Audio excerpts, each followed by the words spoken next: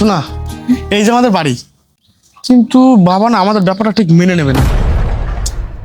তুমি এক কাজ করো, তুমি বাবাকে বলবা কি তুমি খুব গরিব, তোমার ঠিকঠাকভাবে খাবারও জোটে না, আর তোমার আশ্রয়েরও কোনো জায়গা নেই। আশা করি এটুকু বলে বাবা ঠিক মেনে নেবে। ঠিক আছে, তুমি একটু দাঁড়াও, আমি আসছি। আচ্ছা। বাবা, বাইরে একটা গরিব মেয়ে এসছে, তোমার সাথে কিছু কথা বলবে। গরিব মেয়ে? কোথায়, চল তো দেখি। বাবা, এই যে এই মেয়েটা। বাবু, আমার না কেউ নেই।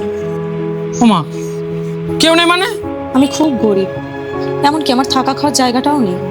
আপনি যদি আপনার বাড়িতে একটু আশ্রয় দিতেন, তাহলে আপনার বাড়ির দেখাশোনা এবং সমস্ত কাজকর্ম করে দিতাম।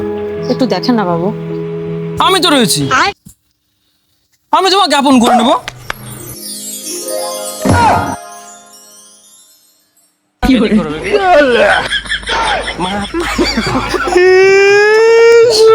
রোজদিকে শালা সোনা বলে এনে মা বানিয়ে দিলি। চলো ওই ঘরে চলো।